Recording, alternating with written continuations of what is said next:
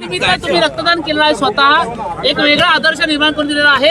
काय सांगाल आणि काय शुभेच्छा द्याल? वर्षापासून सुरू आहे सर आणि आज हे देखील आपण केलंय आणि नववर्षा निमित्ताने महाराष्ट्राच्या जनतेला काय धर्मवीर आनंद दिघे साहेबांनी 31 डिसेंबरला रक्तदान शिबिराचा उपक्रम सुरू केला.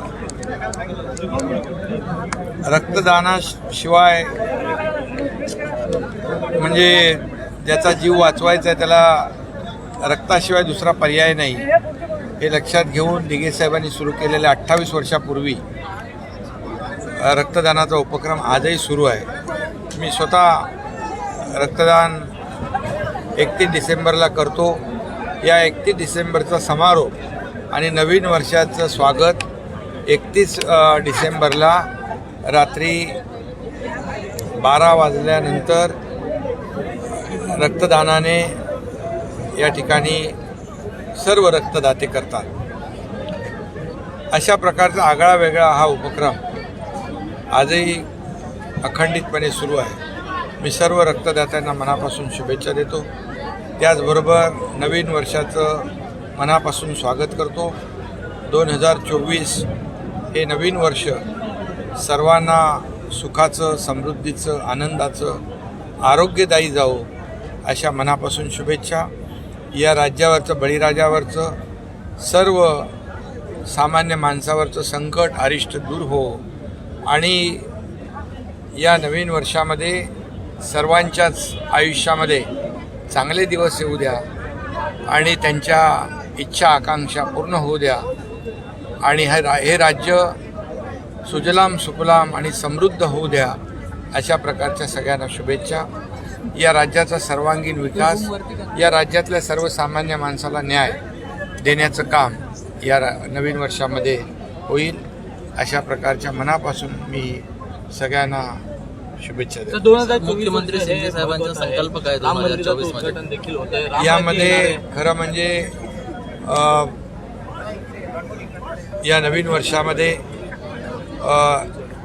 मगाशी मी म्हटल्याप्रमाणे सर्वसामान्य माणसाच्या आयुष्यात चांगले दिवस, सर्व संकट दूर होऊ द्या, सगळं अरिष्ट टळू द्या आणि नवीन आम्ही जी काही मुंबई मध्ये ठाण्यामध्ये जे डीप क्लीन ड्राईव्ह जे अभियान आम्ही सुरू केलेलं आहे, या राज्यामध्ये, संपूर्ण राज्यामध्ये प्रभावीपणे त्याचा अंमल होईल आणि मुंबई क्लीन, मुंबई ग्रीन, मुंबई सुंदर अशा प्रकारची जी काही संकल्पना आहे ती राज्यामध्ये आम्ही राबवणार आहोत. स्वच्छता मोहीम जी आहे ती जी आदरणीय मोदी साहेबांनी 2015 साली स्वच्छ भारत अभियान सुरू केलं, त्याचं महत्त्व आज लोकांना कळतं आहे आणि लोकांमध्ये देखील खूप मोठ्या प्रमाणात अवेअरनेस आहे आणि म्हणून ही फक्त मुख्यमंत्र्याचं अभियान किंवा सरकारचं अभियान इतक्यापुरतं मर्यादित न राहता ही लोक चळवळ निर्माण होईल आणि सर्व लोकांची इन्व्हॉल्वमेंट याच्यामध्ये होईल आणि याचा परिणाम स्वच्छतेवर, आरोग्यावर नक्की चांगलं सुदृढ आरोग्य लोकांना मिळेल. राम मंदिराचं देखील 22 जानेवारीला लोकार्पण होतं आहे.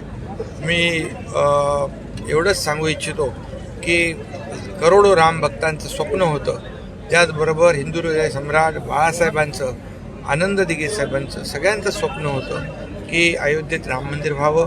अयोध्येमध्ये राम मंदिर होतं आहे आणि तेही बाळासाहेबांच्या जयंतीच्या पूर्वसंध्येला 22 जानेवारीला त्याचं लोकार्पण होतं आहे. खरं म्हणजे ही मोठी श्रद्धांजली बाळासाहेबांना ठरेल आणि त्यासाठी करोडो लोकांचं स्वप्न साकार करणारे या देशाचे आदरणीय प्रधानमंत्री नरेंद्र मोदी साहेबांचं देखील मी मनापासून अभिनंदन करतो, मनापासून त्यांचे आभार मानतो. मुख्यमंत्री साहेबांचा आणि एक आपण पाहतोय की संपूर्ण राज्यभर, देशभर एक मोठा उत्साह या राम मंदिराला घेऊन आहे.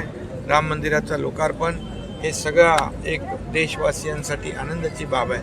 मुख्यमंत्री म्हणून मी संकल्प काय, राज्याचा विकास, सर्वसामान्य माणसाला न्याय, हे राज्य सुजलाम सुफलाम, या राज्यामध्ये भरभराट होऊ द्या अशा प्रकारचं एक नवीन संकल्प जो आहे हे राज्य प्रगतीपथाकडे जाऊ द्या आणि सर्व राज्यावरची संकट अरिष्ट मगाशी म्हटल्याप्रमाणे दूर होऊ द्या.